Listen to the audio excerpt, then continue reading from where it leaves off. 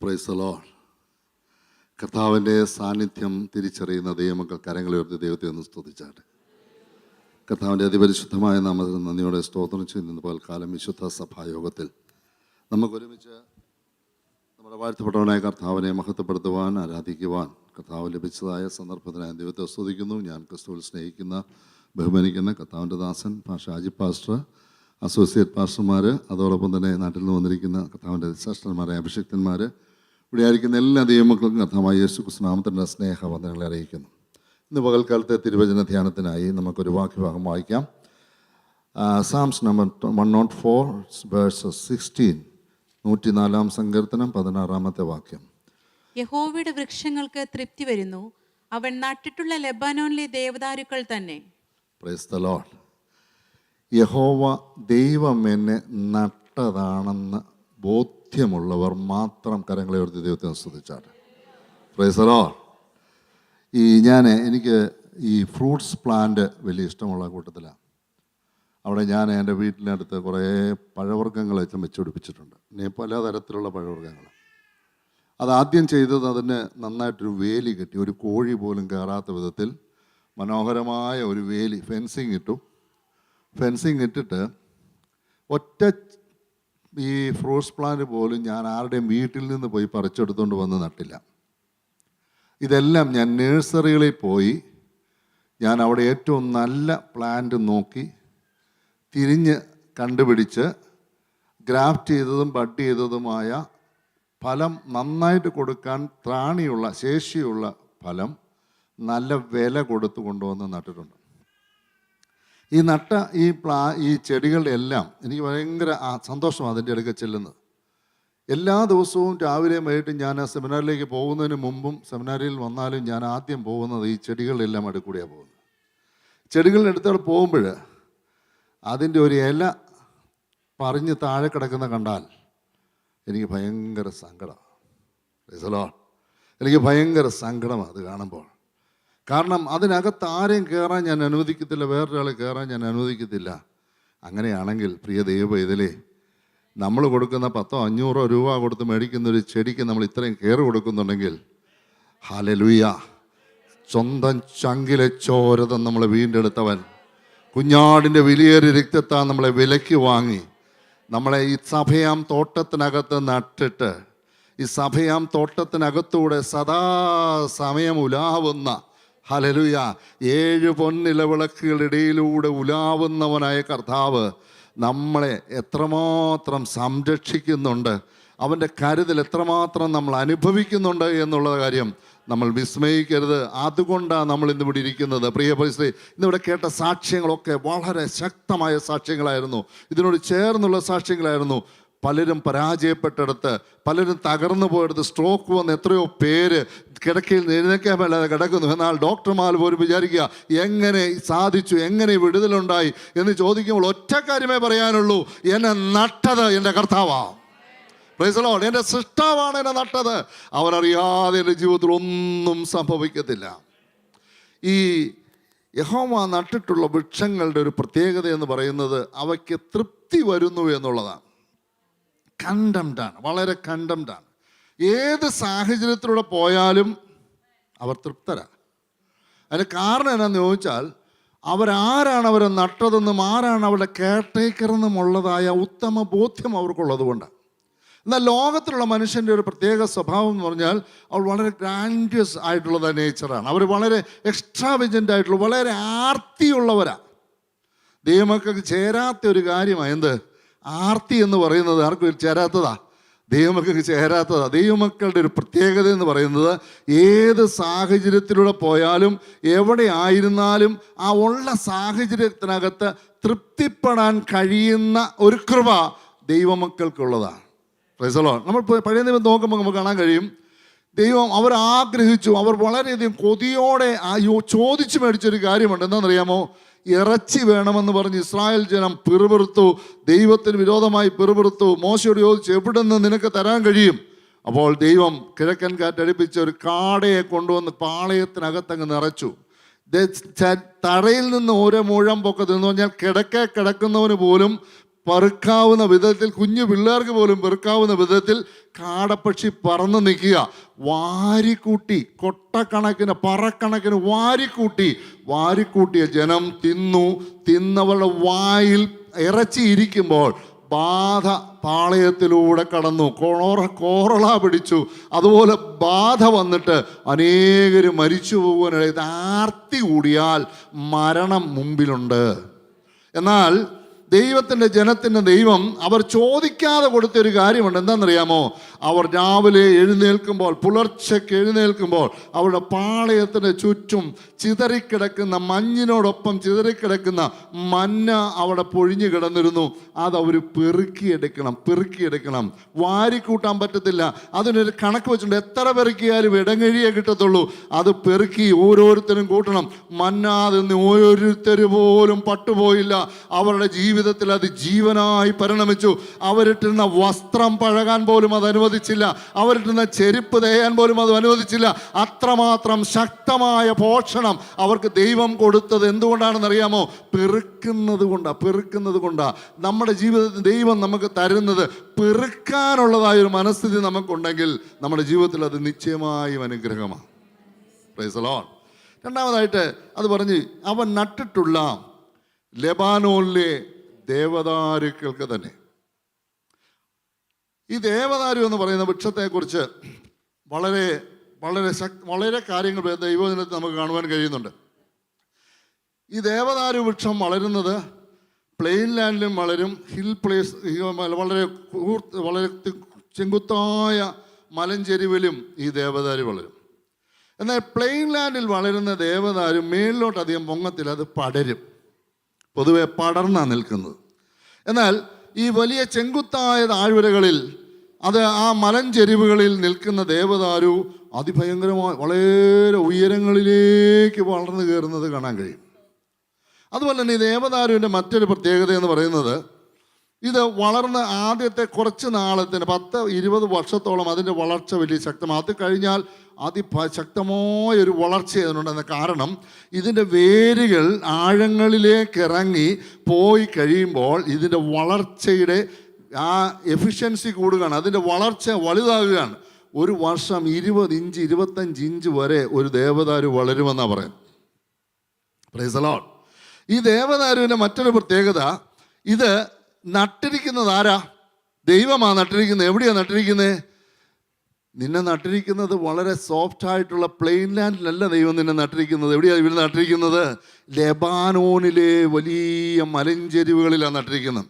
ഈ ലെബാനോൻ്റെ ഒരു പ്രത്യേകത എന്നു ചോദിച്ചാൽ, ഈ യോർദാൻ റിഫ്റ്റിൽ കൂടെ വരുന്നതായ മരുഭൂമിയിൽ നിന്ന് വരുന്ന തെക്കൻ മരുഭൂമി, യഹൂദ മരുഭൂമിയിൽ നിന്ന് ബേർഷേബയിൽ നിന്നൊക്കെ അടിക്കുന്ന ചൂട് കാറ്റ് നേരെ ഇങ്ങോട്ട് വരും. അതോടൊപ്പം തന്നെ മെഡിറ്ററേനിയൻ കടലിൽ നിന്ന് പടിഞ്ഞാറ് ഭാഗത്ത് നിന്ന് അടിക്കുന്ന തണുത്ത കാറ്റ് വരും. ഈ കാറ്റൊക്കെ വളരെ ശക്തമായി ഈ ദേവദാരുവിനെ പിടിച്ചുലക്കി, ചൂടും തണുപ്പും ഒരുമിച്ച് സമ്മേളിക്കുന്നുണ്ട്. വളരെ ചുറ്റിയടിക്കുന്ന കാറ്റ് മിക്കവാറും ഈ ലെബാനോനിലെ ദേവദാരു ഫേസ് ചെയ്യാറുണ്ട്. ദൈവം നട്ടതാണേ. നട്ടിരിക്കുന്ന സ്ഥലം ലെബാനോനിലെ ചെരുവിലാണ് നട്ടിരിക്കുന്നത്. പക്ഷെ ഇതെപ്പോഴും എന്താ ചെയ്യുന്നേ? ആടി ഉലഞ്ഞാ നിൽക്കുന്നേ. ഈ ആടി ഉലയുമ്പോൾ സംഭവിക്കുന്ന ഒരു കാര്യം എന്താണെന്ന് വെച്ചാൽ, ഇതിൻ്റെ തൊലിക്ക് നല്ല കട്ടിയാ. ഈ തൊലി പൊട്ടും. ഈ തൊലി പൊട്ടിയിട്ട് അതിനകത്ത് നിന്ന് ഒരു ഓയിൽ പുറത്തോട്ട് വരും. ഈ ഓയിലിന് വളരെ സുഗന്ധമാണ്. ഈ ഓയിലിന് വളരെ നല്ലൊരു സ്മെല്ലാണ്. അതുമാത്രമല്ല, ഈ ഓയിലിൻ്റെ മറ്റൊരു പ്രത്യേകത, ഈ ഓയിൽ വന്നു കഴിഞ്ഞാൽ ഇതിനകത്ത് ഇതിനെ പ്രൊട്ടക്റ്റ് ചെയ്യുന്ന ഒരു ഷീൽഡ് പോലെ ഇതിനെ പ്രൊട്ടക്റ്റ് ചെയ്യുക. ഇതിൻ്റെ തൊലിയിൽ ഒരു ചെതലോ മറ്റൊന്നും കയറാൻ ഇത് അനുവദിക്കത്തില്ല. അതിനെ പ്രിസർവ് ചെയ്യുവാനുള്ളതായ ഒരു എബിലിറ്റിയും ഈ തൊലിക്കുണ്ട്, ഈ ഓയിലിനുണ്ട്. അപ്പോൾ നമ്മുടെ ഒരു ദൈവപൈതലിനെ നട്ടിരിക്കുന്ന ദൈവത്തിൻ്റെ ജീവിതത്തിൽ ഫലിതമായ കാറ്റുകളൊക്കെ അടിച്ച് ഇങ്ങനെ ഉലഞ്ഞു കഴിയുമ്പോൾ പലപ്പോഴും വേദന ഉണ്ടാകാറുണ്ട്. പക്ഷേ അതിനകത്ത് നിന്ന്, ആ വേദനയ്ക്കകത്ത് ദുർഗന്ധമല്ല പുറത്തു വരുന്നത്, സുഗന്ധം പുറത്തു വരുമ്പോൾ ഞങ്ങൾ ക്രിസ്തുവിൻ്റെ സൗരഭ്യവാസനയായി മാറുകയാണ്. രക്ഷിക്കപ്പെടുന്നവരുടെ ഇടയിലും നശിക്കുന്നവരുടെ ഇടയിലും ഞങ്ങൾ ക്രിസ്തുവിൻ്റെ സൗരഭ്യവാസനയായി മാറുകയാണ്. എപ്പോഴാണെന്നറിയാമോ? എൻ്റെ ജീവിതത്തിൽ പ്രതികൂലത്തിൻ്റെ കാറ്റുകൾ എന്നെ ചുഴറ്റി അടിക്കുമ്പോൾ ഞാൻ അവിടെ ക്രിസ്തുവിൻ്റെ സൗരഭ്യമായി മാറുകയാണ്. മൂന്നാമത്, ഈ ദേവദാരുവിൻ്റെ മറ്റൊരു പ്രത്യേകത, ഇത് മഞ്ഞുകാലം വരുമ്പോൾ ഇത് ഒറ്റ ഇല പോലും കാണത്തില്ല, മുഴുവൻ ഇലയും പോവും. അപ്പോൾ ഈ താഴെ നിൽക്കുന്ന ഈ അത്തിയും സരളമരവും ഒക്കെ നോക്കിയിട്ട് പറയും, ഓ ദൈവം നട്ടതാണെന്നല്ലേ പറഞ്ഞേ, ദൈവം നട്ടേ ദേവദാരു നോക്കി ഒറ്റ ഇല പോലും ഇല്ലല്ലോ, ഇതാണോ ദൈവം നട്ടവൻ്റെ സ്ഥിതി? Praise the Lord. The resilient ability of ആ മരത്തിൻ്റെ ആ റെസിലിയൻ്റ് ആയിട്ടുള്ള എബിലിറ്റി. കാരണം അവരേത് സാഹചര്യത്തിലൂടെ കടന്നു പോയാലും, ഏത് പ്രതികൂലത്തിലെ കാറ്റുകൾ അവൻ്റെ മേൽ വീണാലും, എത്ര മഞ്ഞ് വീണ് അവൻ്റെ ഇലകളെല്ലാം പൊഴിഞ്ഞ് സകല പ്രതീക്ഷകൾ നഷ്ടപ്പെട്ടാലും അതിൻ്റെ അപ്പുറത്തൊരു ശിശിരം വരും. അന്ന് അവൻ്റെ ഇലകളോടുകൂടെ, പൂക്കളോടുകൂടെ, കായ്കളോടുകൂടെ അവൻ തല ഉയർത്തി നിൽക്കുന്ന ഒരനുഭവം അവനിവിടെയുണ്ട്. Praise the lord. ഹല്ലേലൂയ. നഷ്ടപ്പെട്ടു പോയെന്ന് ലോകം പറഞ്ഞാലും, നീ തകർന്നു പോയെന്ന് ലോകം പറഞ്ഞാലും, നീ വിശ്വസിക്കരുത്. നിന്നെ നട്ടത് നിന്റെ ദൈവമാണെങ്കിൽ ഏത് പ്രതികൂല സാഹചര്യത്തിനകത്തും ഒരു തളിർപ്പ്, ഒരു പൂക്കുന്ന കാലം നിന്റെ ജീവിതത്തിൽ ഉണ്ടാകും. ഒരിക്കല് എൻ്റെ സെമിനാരിയുടെ സൈഡിൽ കുറേ ഈ അരണമരം നിൽപ്പുണ്ട്. അരണമരം എന്ന് പറഞ്ഞാൽ നമ്മുടെ നാട്ടിലുള്ളവർക്ക് അറിയാമായിരിക്കും, നേരെ മേളിലേക്ക് പോകുന്ന മരം.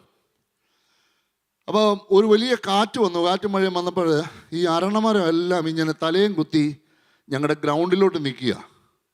അപ്പോൾ ഗ്രൗണ്ടിലോട്ട് നിന്നപ്പോഴത്തേനും എന്നോട് അവിടുത്തെ വാർഡൻ എന്നോട് പറഞ്ഞു, സാറേ ഇത് നമുക്കങ്ങ് വെട്ടിക്കളയാം, ഇതങ്ങ് വെട്ടിക്കളഞ്ഞേക്കാം, കാരണം ഇതിന് നിവരുമോ?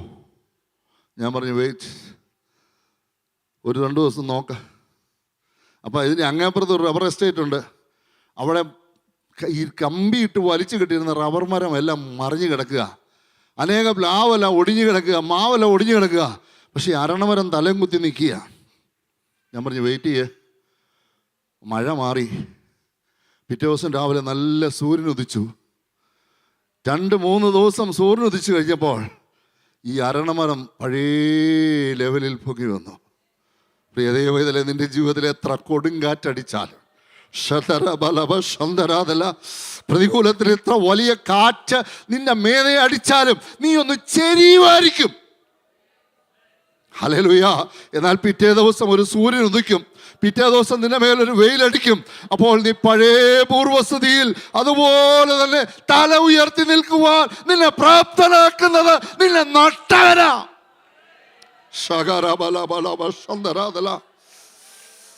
പ്രിയ ദൈവത്തിലെ നമ്മുടെ ജീവിതത്തിലെ ഈ കഷ്ടതയിലൂടെയൊക്കെ ദൈവം നമ്മളെ കൊണ്ടുപോകുന്നത്, ദൈവമക്കളുടെ ജീവിതത്തിൽ, എല്ലാവരുടെയും ജീവിതത്തിൽ കഷ്ടതയുണ്ട്. കഷ്ടതയില്ലാത്ത ക്രിസ്തീയ ജീവിതം ഇല്ല. കഷ്ടതയില്ലാത്ത ഒരു ക്രിസ്തീയ ജീവിതത്തിന് വേണ്ടി ആരും ഇറങ്ങിത്തിരിക്കേണ്ട. ഈ ക്രിസ്തീയ ജീവിതത്തിൽ കഷ്ടതയുണ്ട്, എന്നാൽ കഷ്ടതയ്ക്കകത്ത് ലഭിക്കുന്ന ഒരു കരുത്താണ് ക്രിസ്തീയ ജീവിതത്തിൻ്റെ സത്ത എന്ന് പറയുന്നത്. ഹല്ലേലൂയ. ഈ ഏലിയാവിൻ്റെ ആ രംഗപ്രവേശനം വളരെ ശക്തമാണ്. അവൻ ഇൻട്രോ ഭയങ്കര ഒരു ഇൻട്രോയാ. തിസ്ബിയിൽ നിന്നുള്ള തിസ്ബിനാ ഏലിയാവ് വന്ന ഉടനെ അഹാബിനോട് പറയും, ഞാൻ പറഞ്ഞിട്ടില്ലാതെ ഈ ആണ്ടുകളിൽ മഞ്ഞും മഴയും ഉണ്ടാകത്തില്ല. എന്നിട്ട് അവനോട് പറഞ്ഞു, നീ കെരുത്തോട്ടി പോയിരുന്നാണ് പറഞ്ഞു. കെരുത്തോട്ടി പോയിരിക്കുക. ഈ ശക്തനായ മനുഷ്യൻ അവിടെ ഇരിക്കുക. അവിടെ ഇരിക്കുന്ന കാക്കയുടെ ചുണ്ടയിലെ അപ്പവും കാക്കയുടെ ചുണ്ടയിലെ മാംസവും എന്നാ ഉണ്ടെന്നറിയാമോ? ഒരു കാക്ക കൊത്തിക്കൊണ്ടിരുന്ന ഇത്രയേ ഉള്ളല്ലോ, പക്ഷെ അതിനകത്ത് ഇത്രയായിരുന്നു. Price the Lord. ആ ഉറവ പറ്റി അടുത്ത് പറഞ്ഞു സീദോനിലേക്ക് പോകാം, സീദോനടുത്തുള്ള സറാഫാത്തിലേക്ക്. കാരണം ഈ ദേശത്തെ അന്ധകാര ശക്തി പ്രസരിക്കുന്ന, കടന്നു വന്നിരിക്കുന്ന എവിടുന്ന? സീദോനിൽ നിന്നാണ് വന്നിരിക്കുന്നത്. അതിനെ പിടിച്ചു കെട്ടാനുള്ള കരുത്ത് നീ സമ്പാദിക്കേണ്ട എവിടുന്ന? അതിൻ്റെ ഒറിജിനൽ, അതിൻ്റെ എവിടെ നിന്ന് അത് ഒറിജിനേറ്റ് ചെയ്യുന്നോ, എവിടെ നിന്ന് ഡെവലപ്പ് ചെയ്യുന്നോ അവിടേക്ക് അവനെ അയച്ചു. സറാഫാത്തിലെ വിധവയുടെ വീട്ടിൽ. അത് കഴിഞ്ഞ് കർമ്മേലിലേക്ക് പോവുക. കർമ്മേലിൽ പോയി വലിയ ശക്തമായ ശുശ്രൂഷ താൻ ചെയ്തു. ബാലിൻ്റെ 450 പ്രവാചകന്മാരെയും 400 പ്രവാചകന്മാരെയും ഇസബേലിൻ്റെ മേശ ശുശ്രൂഷിക്കുന്ന, ഇരുന്ന് ഭക്ഷണം കഴിക്കുന്ന 450 അസേരയുടെ പ്രവാചകന്മാരെയും അവൻ വാളുകൊണ്ട് കൊന്നു. നമുക്ക് ചരിത്രമൊക്കെ അറിയാം. ഈ ആഹാബിൻ്റെ മുമ്പിൽ നിന്ന് ഞാൻ പറഞ്ഞിട്ടില്ലാതെ ഈ ആണ്ടുകളിൽ മഞ്ഞും മഴയും ഉണ്ടാകത്തില്ലെന്ന് പറഞ്ഞവൻ്റെ മോട് ഇസബേൽ ഒരാളിനെ വിട്ട് പറയിക്കുക, ഇന്നലെ എൻ്റെ പ്രവാചകന്മാരെ നിന്നെ കൊന്നതുപോലെ നാളെ ഈ നേരത്ത് നിന്നെ ആക്കുമെന്ന് പറഞ്ഞപ്പോൾ ഭയന്നുപോയി. എത്ര കരുത്തുള്ളവനാണെന്ന് പറഞ്ഞാലും എത്ര ബലമുണ്ടെന്ന് പറഞ്ഞാലും, എത്ര കൃപയുണ്ടെന്ന് പറഞ്ഞാലും, ഹല്ലേലൂയ, ചിലപ്പം നമ്മളങ്ങ് തകരും കേട്ടോ. ഹല്ലേലൂയ, ചിലപ്പം നമ്മളങ്ങ് തകരും. പക്ഷെ അവിടെയും നമ്മളെ താങ്ങുന്നൊരു കൃപയുണ്ട്. ഹല്ലേലൂയ. ഞാനിന്നിവിടെ നിൽക്കുന്നത് എൻ്റെ കരുത്ത് കൊണ്ടൊന്നും അല്ലേ, എൻ്റെ കഴിവുകൊണ്ടല്ല, എൻ്റെ പഠിത്തം കൊണ്ടല്ല, എൻ്റെ പ്രാർത്ഥന കൂടുതൽ കൊണ്ടുമല്ല. ഞാൻ നിൽക്കുന്നത് കൃപയിൽ എന്നെ താങ്ങുന്നത് കൊണ്ട് മാത്രമാണ്. കൃപയുടെ കരത്തിൽ അവൻ എന്നെ വഹിക്കുന്നത് കൊണ്ടാണ് ഞാനിന്നിവിടെ നിൽക്കുന്നത്. അല്ലെന്നേ തകർന്നു പോയേനെ. ഏലിയാവ് അവിടുന്ന് ഒരു ഓട്ടം ഓടി. ബേർശേബ മരുഭൂമിയിൽ ഒരു കരിവേലകത്തിൻ്റെ ചൂട്ടിൽ, ഒരു ചൂരച്ചെടിയുടെ ചൂട്ടിൽ പോയി കിടന്നിട്ട് പറയാ, ഞാൻ എൻ്റെ പിതാക്കന്മാരെക്കാൾ ഒട്ടും ഇതായിരുന്നോ കർമ്മേലിലെ പ്രകൃതം. കർമ്മേലിൽ താൻ നിന്നോണ്ട് എന്നാ പറഞ്ഞേ, ഞാൻ മാത്രം ശുഷ്കാന്തിച്ചിരിക്കുന്നു. എല്ലാവരും അവനെതിരായി നിൽക്കുക, എല്ലാവരും യഹോവയ്ക്കെതിരായി നിൽക്കുമ്പോൾ യഹോവയ്ക്ക് വേണ്ടി നെഞ്ചും നെറ്റിയും കൊടുത്തുകൊണ്ട് ഒരു മനുഷ്യൻ നിൽക്കുക. അവൻ പറയുക എന്താ പറയുന്നത്, ഞാൻ എൻ്റെ പിതാക്കന്മാരെക്കാൾ ഒട്ടും നല്ലവനല്ല. തകർന്ന് തരിപ്പണമായി മരിക്കാൻ കൊതിച്ച് കിടക്കുക. ഇനി മുമ്പോട്ടൊരു ശുശ്രൂഷ എനിക്കില്ല, എനിക്ക് മതിയായി കർത്താവേ, ഇത് മതി, എനിക്കിനി മുമ്പോട്ട് പോകാൻ പറ്റത്തില്ല, സഹിച്ചതൊക്കെ മതി, എനിക്കിനി മുമ്പോട്ട് ഒരു ചുവട് വയ്ക്കാൻ കഴിയത്തില്ല. അപ്പോഴാണ് ഒരു തുരുത്തി വെള്ളവും കനലിന്മേൽ ചുട്ടയട. ഈ കനലിന്മേൽ ചുട്ടയട സ്വർഗത്തിൽ ചുട്ടേച്ച് കൊണ്ടുവരുവാന്ന് ഞാൻ വിശ്വസിക്കുന്നില്ല. ഈ ബാർബിക്യൂ അന്നിറങ്ങിയതാ. Praise the lord. ഈ കനലിൻ്റെ മേൽ, കനൽ ഉൾപ്പെടെ എവിടെ കൊണ്ട് നോക്കുക, തണുത്തു പോകരുത്. ആർക്ക്? കനൽ തണുത്തു പോകാതെ കനലിന്മേൽ വെച്ച് അടുപ്പോടെ കൊണ്ടുവന്നിരിക്കുക ഈ ഏലിയാവിൻ്റെ അടുക്കൽ. ഏലിയാവിനോട് പറഞ്ഞ് എഴുന്നേറ്റ് തിന്നു. പിന്നെയും കിടന്നുറങ്ങി. ഈ മരിക്കാൻ പോകുന്നവൻ ഉറങ്ങുന്നത് ഞാൻ ആദ്യം കേൾക്കുക. മരിക്കാനായിട്ട് മരണം കാത്ത് കിടക്കുന്ന ഒരാൾക്ക് ഉറങ്ങാൻ പറ്റുമോ? പക്ഷെ ഇദ്ദേഹം നല്ല ഉറക്കുക. പത്രോസ് ഉറങ്ങിയതുപോലെ ഉറങ്ങുക. പിന്നെയും തട്ടി എഴുന്നേപ്പിച്ചു. ഇത് പോരാ, ഈ ഒരാട കൊണ്ട് തിരികെ പറ്റുകയല്ല നിനക്ക് മുമ്പോട്ട് പോകാൻ. വീണ്ടും കഴിക്കാൻ പറഞ്ഞു. തട്ടി എഴുന്നേപ്പിച്ചു, വീണ്ടും കഴിപ്പിച്ചു. കാരണം എന്താ? അടുത്തൊരു ശുശ്രൂഷയ്ക്ക് വേണ്ടി അവനെ ഒരുക്കിയെടുക്കണം. ഇതുവരെ ചെയ്യാത്തൊരു ശുശ്രൂഷയ്ക്ക് വേണ്ടി അവനെ ഒരുക്കിയെടുക്കണം. അവൻ എഴുന്നേറ്റ് വീണ്ടും നിന്നു. എന്തുമാത്രം ദൂരം നടന്നെന്നറിയാമോ? 420 കിലോമീറ്റർ ദൂരം മരുഭൂമി കൂടെ, ചുട്ടുപഴുത്ത മണലിനകത്തൂടെ. ഒരാൾക്ക് മരുഭൂമിയിൽ കൂടെ ഒരു ദിവസം എത്ര സ്പീഡ് നടന്നാലും നടക്കാൻ പറ്റുന്ന ദൂരം എന്ന് പറയുന്നത് 10 മൈൽ, 10 കിലോമീറ്ററാണ്. അതിൽ കൂടുതൽ ഒരുത്തർക്കും നടക്കാൻ പറ്റത്തില്ല. അങ്ങനെ ഓർക്കണേ. ഈ 10 കിലോമീറ്റർ നടന്നു കഴിഞ്ഞാൽ വെള്ളം ദാഹിച്ച് ചൂടും ഒക്കെ കണ്ട് എവിടെയെങ്കിലും കിടന്നുറങ്ങും. എന്നാൽ ഈ മനുഷ്യൻ 40 ദിവസം കൊണ്ട് ഒറ്റ നടപ്പാണ്. എൻ്റെ ഭാഷ എന്നെ സന്തോഷിപ്പിച്ചൊരു കാര്യം എന്നറിയാമോ? ഏലിയാവൻ ആദ്യം പറഞ്ഞു, നീ എവിടെ പോകാൻ? കെരൂത്തോട്ടിൽ പോകാൻ പറഞ്ഞു. രണ്ടാമത് പറഞ്ഞു സരാഫത്തിൽ പോകാൻ പറഞ്ഞു. പക്ഷെ ഇവിടെ എങ്ങോട്ട് പോകാൻ പറഞ്ഞില്ല. എങ്ങോട്ട് പോകണമെന്ന് ഇവിടെ പറഞ്ഞില്ല. അകത്ത് കയറിയ അട തീരുമാനിച്ചോളും എങ്ങോട്ട് ഇവനെ കൊണ്ടുപോകണമെന്ന്. Price the Lord. അകത്ത് കയറിയ അപ്പവും അടയും ഈ ലോകത്തിൻ്റെ കെരൂത്തോട്ടിലെ അല്ല, സാരഫാത്തിലെ വിധവയുടെയുമല്ല. അത് സ്വർഗത്തിൽ നിന്നുള്ളതാണെങ്കിൽ അത് നിന്നെ നയിക്കുന്നത് അവന്റെ സാന്നിധ്യത്തിലേക്കാ.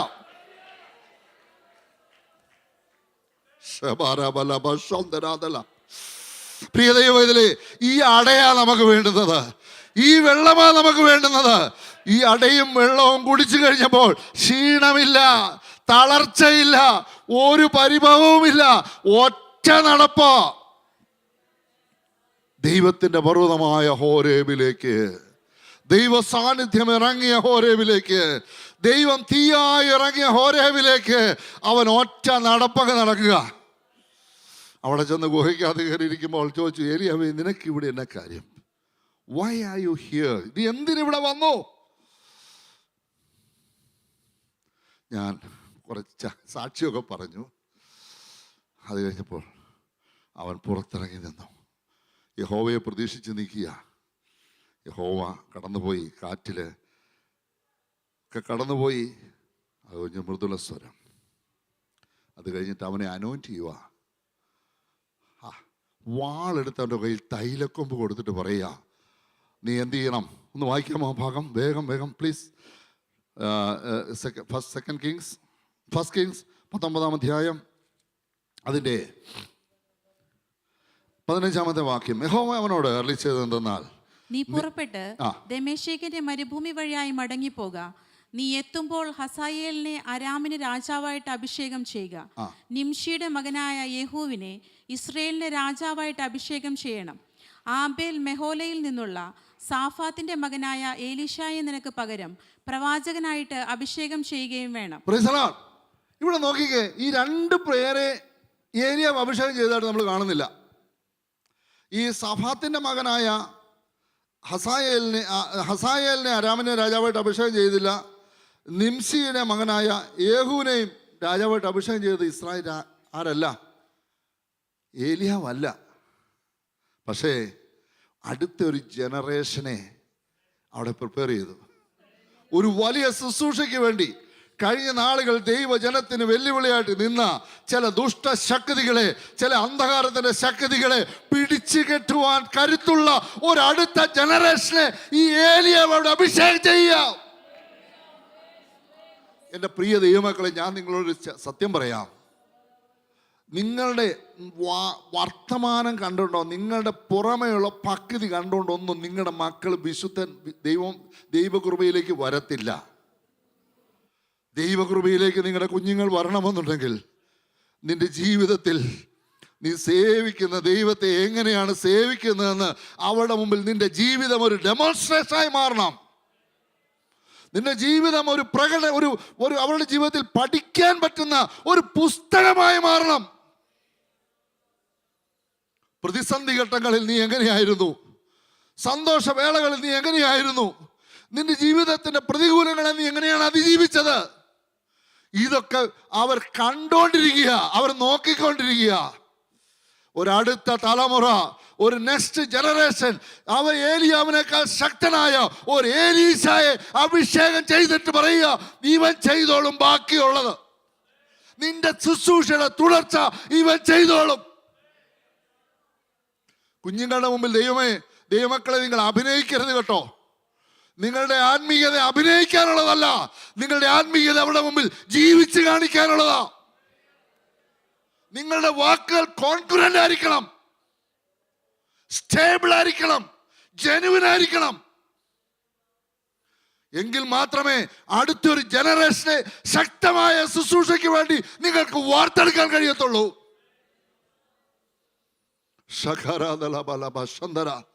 നോക്കണേ, ലുസ്രയിൽ അടികൊണ്ട് അവിടെ വലിയ സ്വീകരണമൊക്കെയാ പൗലോസിനും ശീലാസിനും ഒക്കെ ബർന്നബാസിനും ഒക്കെ ലഭിച്ചത്. അടികൊണ്ട് അവരെ വലിച്ചിഴച്ച് പട്ടണത്തിന് പുറത്തു കൊണ്ടിട്ടു. മരിച്ചെന്ന് വിചാരിച്ച് പട്ടണത്തിന് പുറത്തു കൊണ്ടിട്ടത്. കാരണം എന്ന് വെച്ചാൽ ഈ പട്ടണത്തിനകത്ത് കിടന്ന് മരിച്ചാൽ ഈ പട്ടണത്തിലുള്ളവരെല്ലാം ഇതിന് ഉത്തരം പറയേണ്ടതായിട്ട് വരും. അതുകൊണ്ട് ഇവരെ മതിലിന് പുറത്ത്, ഗേറ്റിന് പുറത്ത് കൊണ്ടുവന്ന് തള്ളി. പൗലോസ് മരിച്ചു. ദൈവശാസ്ത്രജ്ഞന്മാർ പറയുന്നത് ആ ലുസ്ത്രയിൽ ആ പുറത്ത് കിടന്ന പൗലോസ് പറയുന്നത്, ഞാൻ ഒരു മനുഷ്യനെ അറിയുന്നു, മൂന്നാം സ്വർഗത്തോളം എടുക്കപ്പെട്ടു, ശരീരത്തോടെയോ ശരീരം കൂടാതെയോ നീ ഞാൻ അറിയുന്നില്ല. അടികൊണ്ട് വേദനപ്പെട്ട് മരണത്തെ ഫേസ് മരിച്ചു കിടക്കുന്ന ഈ പൗലോസിന്റെ ചുറ്റും ശിഷ്യന്മാർ നിന്ന് പ്രാർത്ഥിച്ചപ്പോൾ ചാടി എഴുന്നേറ്റ് ദർബയ്ക്ക് പോവുക. ഹല്ലേലൂയ. അന്നേരം അവിടെ ഒരു കൊച്ചു ബാല്യക്കാരൻ ഇതെല്ലാം കണ്ടോണ്ട് നിൽക്കുക. ലുസ്രയിൽ ഒരു കൊച്ചു ബാല്യക്കാരൻ ഇതെല്ലാം കണ്ടോണ്ട് നിൽക്കുക. അടുത്ത പ്രാവശ്യം പിന്നെയും കറങ്ങി ലുസ്രയിൽ വന്നു. രണ്ടാം മിഷണറി യാത്ര ലുസ്രയിൽ വന്നപ്പോൾ അവിടെ ദൈവഭക്തിയുള്ള സാക്ഷ്യമുള്ള ഒരു ചെറുപ്പക്കാരനെ കാണുക. അവൻ്റെ പേരാ തീമോഥെയോസ്. ഹല്ലേലൂയ.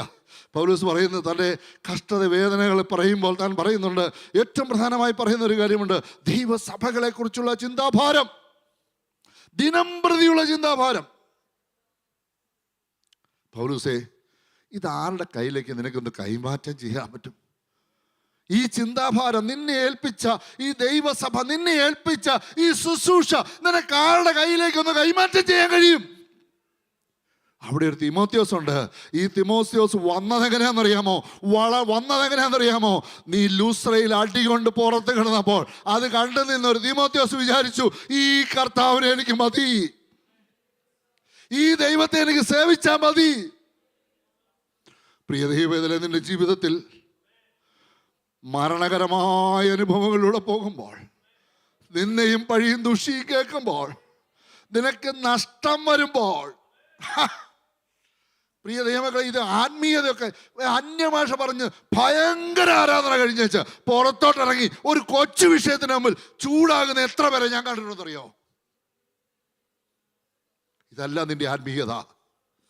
നിന്റെ ജീവിതത്തിൽ നിന്നെ കുത്തി മുറിവേൽപ്പിക്കുമ്പോൾ, നിന്നെ ബിലിറ്ററി ചെയ്യുമ്പോൾ, നിന്നെ വളരെയധികം ആക്ഷേപിക്കുമ്പോൾ, നിനക്ക് സാമ്പത്തികമായി നഷ്ടം വരുത്തുമ്പോൾ, നിന്നെ ഏതെല്ലാം വിധത്തിൽ നിന്നെ ദ്രോഹിക്കാമോ ആ വിധത്തിലൊക്കെ ദ്രോഹിക്കുമ്പോൾ, അവിടെയെല്ലാം ഈ കൃപ കൃപ കൃപ മാത്രം പിടിച്ചുകൊണ്ട് നിനക്ക് നിൽക്കാൻ കഴിയുമെങ്കിൽ അതിൻ്റെ പേരാ ദൈവം നട്ടിട്ടുള്ള ദേവദാരുവിൻ്റെ കരുത്തെന്ന് പറയുന്നത്. ഹല്ലേലൂയ. അങ്ങനെയുള്ളൊരു തലമുറയ്ക്ക് മാത്രമേ, അങ്ങനെയുള്ളൊരു വ്യക്തിക്ക് മാത്രമേ അടുത്തൊരു തലമുറയെ വാർത്തെടുക്കാൻ കഴിയത്തുള്ളൂ. ഇന്ന് പലപ്പോഴും നമ്മൾ നമ്മുടെ കുഞ്ഞുങ്ങളെ കുറിച്ച്, അടുത്ത ജനറേഷനെ കുറിച്ചൊക്കെ നമ്മൾ വിലപിക്കുന്നവരാ. അതിന് കാരണം മറ്റാരുമല്ല, സഭാ നേതൃത്വത്തെ നിങ്ങൾ കുറ്റം പറയണ്ട. നിങ്ങളുടെ കുഞ്ഞുങ്ങൾ നോക്കുന്നത് സഭാ നേതൃത്വത്തെ അല്ല, നിങ്ങളെയാ നോക്കുന്നത്. നിങ്ങൾ ദൈവസേനയിൽ വിശ്വസ്തരാണെങ്കിൽ, നിങ്ങളുടെ വാക്കും പ്രവൃത്തിയും ദൈവസേനയിൽ ഒരുപോലെയാണെങ്കിൽ, വിശുദ്ധരായി നിങ്ങൾക്ക് നിങ്ങളുടെ കുഞ്ഞുങ്ങളുടെ മുമ്പിൽ ജീവിച്ച് കാണിക്കാൻ കഴിയുമെങ്കിൽ തലമുറ നഷ്ടപ്പെടത്തില്ലെന്ന് ദൈവസന്നിധിയിൽ ഞാൻ സത്യം പറഞ്ഞു പറയാം.